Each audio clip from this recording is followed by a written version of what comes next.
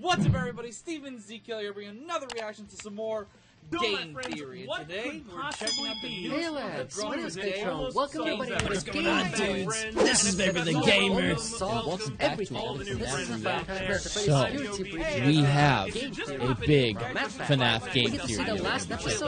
So yesterday, Matt Pat did a live stream featuring some of the coolest FNAF theorists on YouTube, you know, such as Dawko, even Super Hardbro Mike, and John from FNAF. Super proud of you guys. It was actually pretty fun to watch. I was hanging out in chat, and I got to hear some of you guys talk about whatever theories you had, and then all of a sudden, I think during or just slightly after the stream, the game theorists released another FNAF security breach game theory. This is number one on the trending. I don't know how Matt does it, but damn, it's good. So this one is titled FNAF, the game that almost solves everything.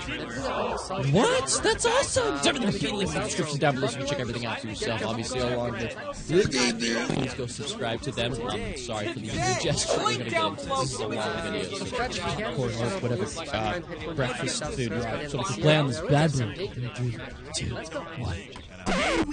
Okay, if you guys want to watch the promo for that merch, you got to. It's pretty sick, but you know what? it's not what we're here for. At least I think I've solved. At least he's honest, you know? 7 years ago, I made this video, The Clue That Solves Five Nights at Freddy's, where we put together all the pieces to support Dream Theory. The concept of the first 4 games of the series were all a collection of nightmares happening inside the mind of a child. In that episode, there were lots of points of evidence, but ultimately the conclusion hinged on one key design detail: the alarm that brought each night to a close at 6 o'clock a.m. A grandfather different clock numbers for there. 3 games and a digital clock for number 4. 3 games in the crying child's house where we see a grandfather clock, the 4th in a hospital right before he dies, which ironically enough is the one whose gameplay is happening in a recreation of the house. Oh, there's a reason this series is so difficult to talk about. Anyway, the reason I bring that video up is because today's theory works largely in the same way. Over the past few FNAF episodes, I've been trying to make heads or tails of security breach, pulling at what, to me, felt like the strongest thread. Gregory as the crying child, reborn in a robot body. Him reuniting with his brother Michael in the form of Glamrock Freddy and his sister Elizabeth in the form of Vanessa. Which is weird. This do make a lot of trying to sense. support that claim. The character's design, colors, the ice cream, the voice lines, robotic eyes, the satisfying narrative arc that it provides the game's 3-star ending. I mean, it's a lot. There are 2 episodes that are jam-packed full of discussion around exactly this. But today,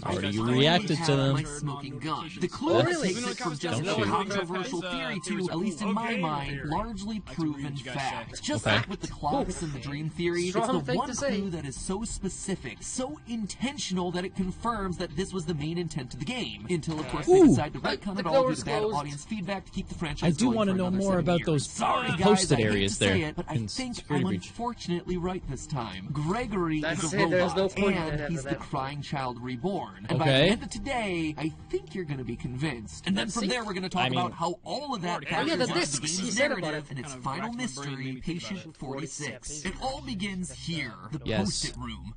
This room. What? This is unexpected. After exploring the sewers to decommission Chica, Gregory winds up here. A room full of glowing staff bot heads and lots of post-it reminders on literally every surface. I mean, this thing is a flashing neon sign that says, "Important lore here." Seriously, In discussions, it's been largely overlooked because it's kind of sandwiched in the middle of the game, overshadowed by the animatronic spaghetti monster ending. And even though I knew that something had to be hidden in here, trying to figure it out was like finding a needle in a haystack. So what is this? What are we looking at here? I think it's pretty obvious. Yeah? Is it obvious, Matt? What is it? You get to a certain age, Uh-huh. and you gotta start taking notes.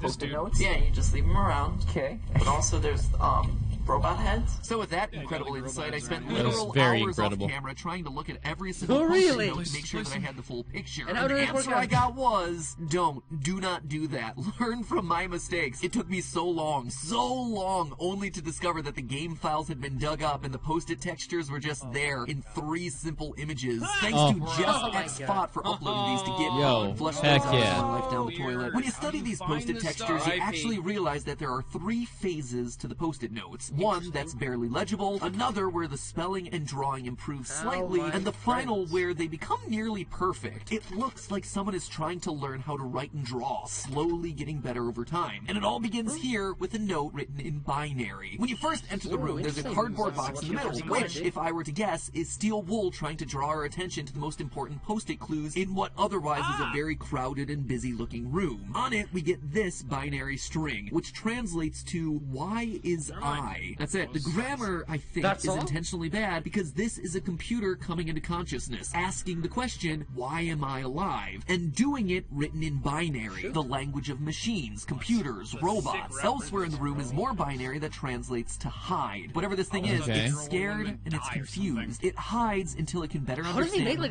or who it's meant to be. The other illegible Phase 1 notes here are random flashing thoughts, the sky, kids, love, random glimpses of memories coming into focus. The phrase, I can feel it, is this creature coming into consciousness. And this right here, you are something family, which looks like Afton family, but it's pretty unclear. In short, it appears to be a machine that started speaking in binary, but as more and more memories start to take hold, it begins to write in normal alphabetic characters. When you dive into the notes from Phases 2 and 3, though, things start to get much clearer. It's mainly images and text revolving around birthday parties, happy place, birthday time, family, a pile of presents, some cake, let's get snack, fun, fun, fun, friends forever, pizza time. Nothing particularly earth-shattering about pizza restaurants. But then there's one posted in the Phase 3 notes that really stands out. The one clue that truly brings together the last 2 months of research. This thing is the linchpin. It's our smoking gun, my friends, and it all boils down to a present alongside 3 simple words, all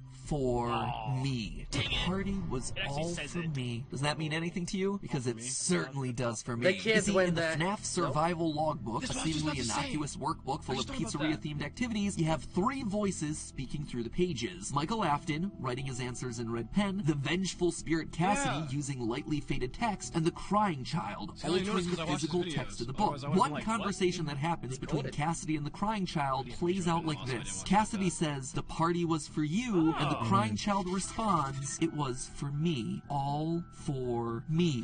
Suddenly all the party imagery makes sense. The balloons, the cake, the kids. This is the butt victim, the crying child, coming into consciousness and remembering the birthday party that took his life. And using this context, suddenly everything in these notes takes on a whole new meaning. In the first phase of notes, we see a crudely drawn house with a set of arrows pointing towards what looks like a strange set of doors. Maybe another building? Which admittedly doesn't make much sense unless this is the crying child, who, in FNAF 4, would walk down and to the right and then back up to go to Freddy's with his brother every single day. In the Phase 3 notes, we see this close-up of a bear, which would have been the last thing that the crying child saw before his head got chopped. Blue, yellow, green, and red, those are the flashing lights above the Fredbear stage as he gets bit. Or, you know, maybe it's the balloons on the nearby table for someone who can't tell the difference between blue and purple. Even things like hide and no hide relate to the crying child's behavior throughout FNAF 4. He hides under tables, and he is constantly made fun of for it throughout the game. We also see a lot of dialogue about running away, just like on the post-its. Digging deeper, we also start to see other patterns emerging. The number 7 shows up repeatedly as both a set of tally marks as well as a set of 6 faces with a smaller 7th one off to the side. This ties us directly back to FNAF VR, where we had a glitching purple gravestone for Afton in the middle of 7 normal gravestones. 5 missing children, Charlie the puppet, and a smaller face watching on, the crying child. As he says in other notes, well, my friends, there's also repeated use of the number 3. 3 faces, 3 kids, words repeated 3 times, like home, home, home, and fun, fun, fun, 3 slices of pizza, 3 presents, even just counting to the number 3. So what would that mean? Well, think about it. We've seen a lot of references to a house and family throughout these post-its. Seems to me like it's a reference to the 3 Afton kids, Michael, Elizabeth, and the crying child himself. And the thing that brings all of it together isn't a post-it note, but instead the table higher up in the room where we see the staff files arranged like a family at dinner. A mother and a father alongside their 3 kids. 1 red-headed pigtailed girl, 1 boy, and a kid with his head bit off. And just I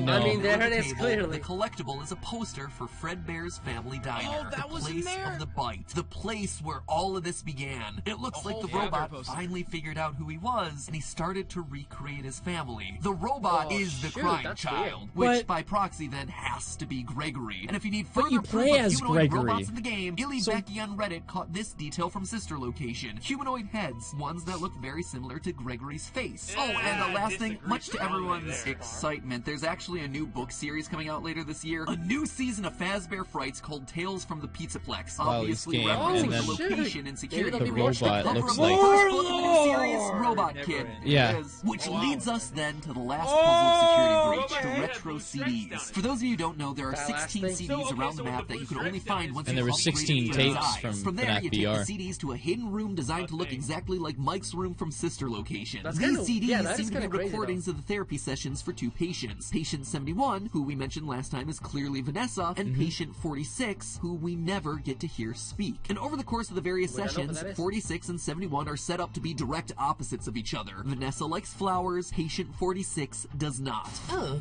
you like those? The janitor on this floor has a garden and has been putting bouquets in the offices here for years. What's the problem? Oh, the flowers? I'll move them. Vanessa likes blue skies and doesn't like dark basements. 46 prefers it dark. I like the blue sky. I don't like dark basements. Oh, right. Too bright. When the shade's pulled, it feels like we're in a cubbyhole or a cave. Yeah? Vanessa doesn't like candy. 46 does. Would you like a candy? No, thank you. Those have 35 calories apiece. Sure. You can have a candy. Clearly, we're meant to see these characters as opposites, which is why so many people online patient consider 46 that is patient young. 46 might actually be Vanny, Vanessa's alter ego possessed by Glitch Trap, Well, or sure. even more extreme, Vanessa's evil twin sister. Considering the fire ending shows us a dead Vanny on the ground and Vanessa looking down from the burning building's roof. But let's quickly talk about those two interpretations. First of all, Vanessa and Vanny are the same person. They have to be. That's All right, evidence it's a long leading up time to this game in places like FNAF Special Delivery have pointed to a woman named Vanessa A getting mind-hacked by Afton and reluctantly following his orders. And in this game, we still have Special pieces of delivery? evidence. Can For I get instance, to it? in the CDs, we learn that How? Vanessa is buying fake fur to make the Vanny costume. I didn't expect that phone game on It looks FNAF will like be you were connected to shopping this. for a costume. You purchased some fake fur material. What are you gonna make? If she's not the one wearing it, why would she be making it? To me, the fire ending here is meant to be Blue. symbolic. We haven't beaten Princess Quest yet, so Vanessa's spirit is still trapped inside that burning building. But her That would body make has way more died. sense. She is one person. But could the persona of Vanny actually be patient 46? Again, the evidence just doesn't seem to add up to that. Throughout their sessions, we get multiple indications that the therapist is speaking to a child. The way they speak to patient 46 here, You don't want me to get in trouble, do you? I could be put in the corner for a timeout. Yeah, you think that's funny, huh? and again here, Tragedy always leads to a feeling of loss. It's a whole that feels funny, right? the way they explain simple words, And I'm surprised by your knowledge of computers. You're something of a phenom. Do you know what that word means? It means you have unusual skill, like a hacker. the way they point out that 46 doesn't fit into the chair. That chair doesn't really fit you, does it? They even mention the fact that they specifically work with children. You know, I work with people of all ages, from little kids to the very elderly. I understand that therapists would want to treat alters as they see themselves, but this just doesn't seem to fit. At no point do we get an indication that Vanny sees herself as a child. Of course. But now let's go back to what we assume we Vanny's a know about child now. 46. They're a kid, they like the dark, they like candy, they're really good with computers. In fact, they're a bit Don't tell me. robotic themselves, answering Patient questions 46 in is cold, Gregory. detached ways. When I read your account of what happened, it came across as, well, more of an objective rather than a subjective narrative. Oh, sorry.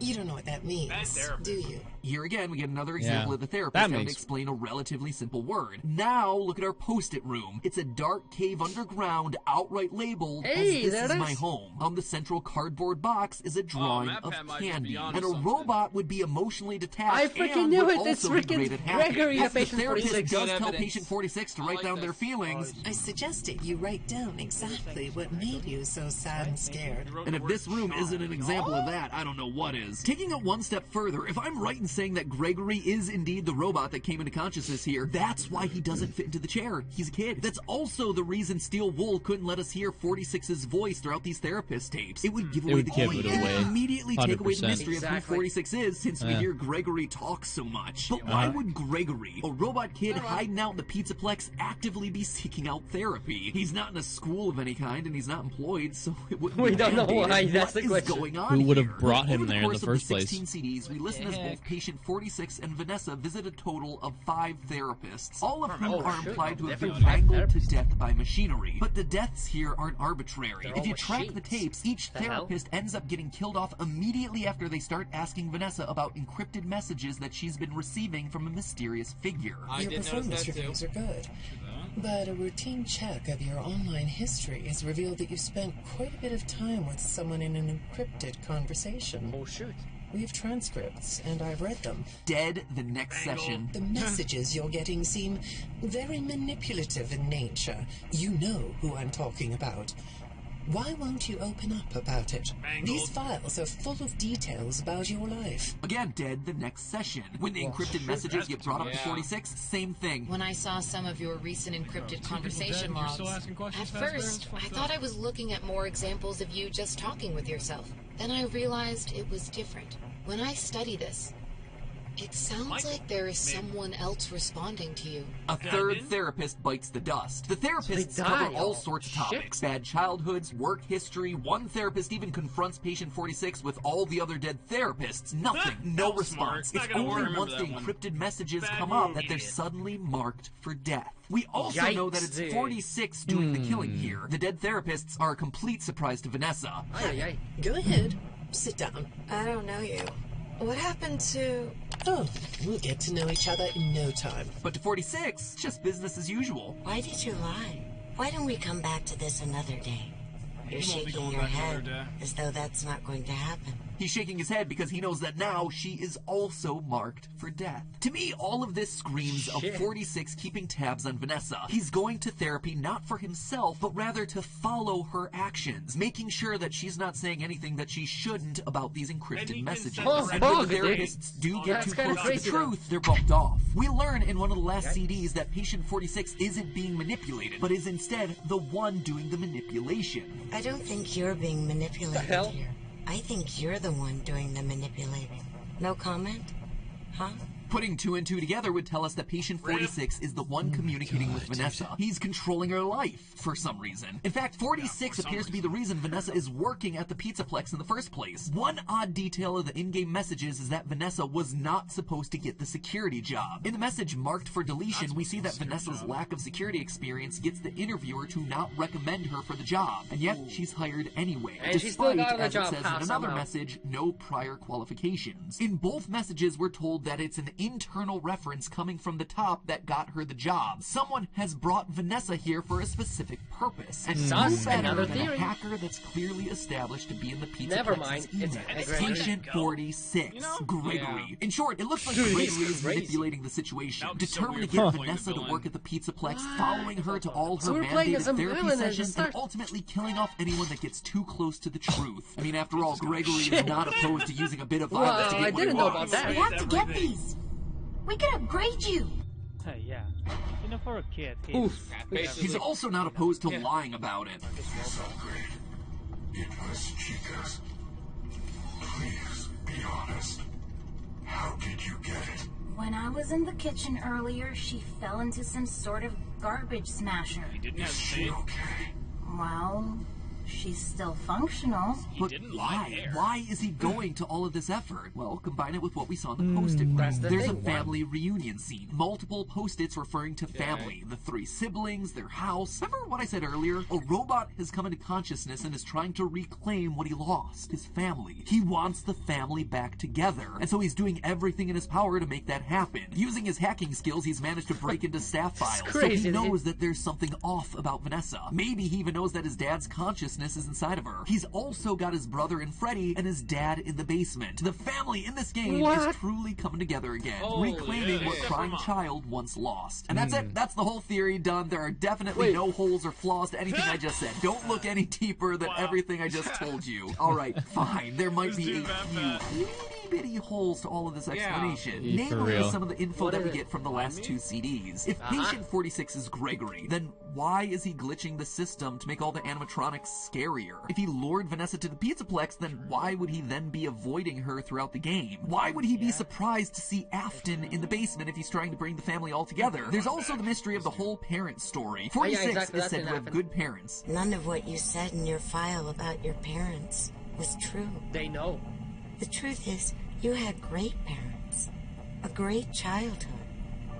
Why did you lie? But how would records of good parenting exist for a robot who presumably had no parents? Or the crime child whose records presumably would say that he was dead? Or even if you don't believe those theories, if 46 is Gregory and Gregory's just a homeless kid, that doesn't sound like he would have had a great childhood or any sort of home life. But the kicker, the one to me that makes this really difficult to explain, is this email that I had long forgotten about from FNAF AR. Strap in for this one, friends. Hey Ness, I hope things are good. I saw you ordered 3 lifelike human male rubber masks, and I was dying to ask what they're for. Sounds to me like a robot kid is confirmed, but it also sounds to me like Vanessa built it, or gave rise to this robot kid. If so, then I ask again, why would Gregory be avoiding her throughout the game? I mean, the best I could come up with is that somehow Gregory escaped and is now convinced that Vanessa is trying to shut him down because of his rogue programming. I mean, it's not a bad idea, but then why would he be luring her to the pizza place? It's like one half of each explanation works, but then when you try to connect it back with like the other it's half always of the like theory, there's some you new end up puzzle. contradicting each other, which is really frustrating. There are 2 other options. First, the robot kid from the post-it room is entirely brand new. Or the second option is it's someone that we never see in the game, Baby. Now, the first option of a brand new character,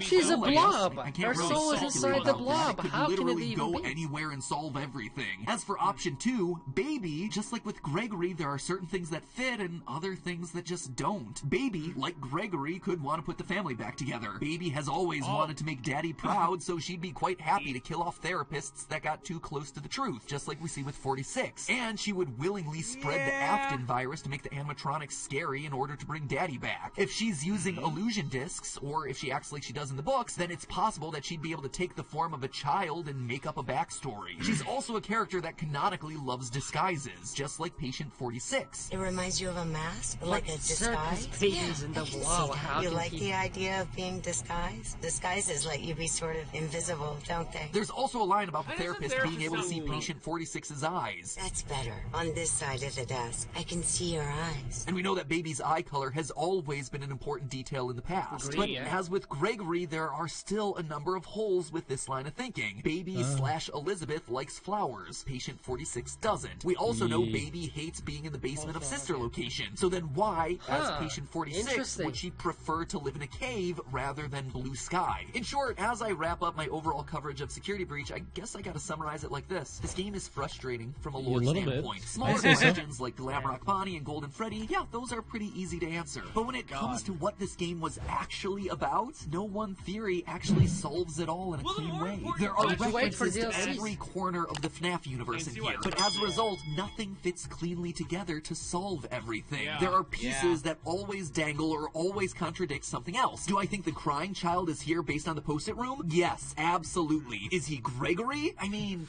right now, I think that he's our best option. Is he also Patient 46? It's so tough, man. Seems like he's trying So to tough. be, but there are just a lot of holes there. And there are holes in the Baby theory, too. And My that dog's honestly awake. just leaves the option of a mysterious third party pulling the strings behind the scenes, which on one hand would be welcome. I'd love to see a new character inserted into this lore. But on the other hand, it also feels unsatisfying. It's like, well, that came out of nowhere. This franchise has never operated back like to the this. beginning. It feels weird for it to start Back to the acting drawing that way now. board. Individually, small pieces of the mystery make sense, but when you take a step back and look at the wider lore of the series, how it connects to other games, how it connects to the wider story arc that's been created, that's when things start to fall apart. And I think that is what is so frustrating with this title. So that's what I'm left with. Let me know what your thoughts are. Are you seeing things that I'm not? Hopefully it at least sparked some ideas in your head. Oh my goodness. I mean, a lot of that really made sense, but a lot of it has, like you said, some holes in it. The one thing that I don't understand is, like, for Gregory to be able to create all of those post-it notes, right? He'd have to be there a long time, you know? Honestly, how long has he been there? Like, we just start playing as him, you know? It's not like we just go to sleep one night and then, you know, we wake up to play as him again and he's all of a sudden made this freaking crazy lore group. A couple things made sense. Like, I don't understand some of the Patient 46 stuff. Maybe I'll try to look into that more, because I do want to figure this out. I love how they also cut out the audio for that character, because maybe it would give it away. Maybe it is something we've heard before. And also, maybe Vanessa did create Gregory? You never know. Well, if you guys have any comments down below, I'd like to know, because I am just baffled. Well, guys, that was another Five Nights at Freddy's Security Breach game theory done by the game theorist, your boy Matt Pat, and it was quite the juice. This one was titled FNAF, the clue that almost solves everything. Almost, but I don't know yet. Let me know what you guys think in the comment section below, and everything will be in the link in the description down below, so you can check everything out for yourself. Please go subscribe to the game theorist. Like I said, this is #1 on trending. They are doing so well, and that new merch that they talked about at the beginning, it's not like any other merch, so please go check that out in the original video. So like it if you enjoyed, guys. Subscribe for some more videos, and I'll see you in the next one. So, bye! But we're never going to know about that information that just didn't quite make it, or the things that would have made the answer a little bit easier to find, maybe, are never going to be there, or at least not until the next game. But that's just my game theory. Anyway, friends, if you liked this video, again, please check and make sure you're subscribed. We got a lot of cool stuff coming to the channel in the near future.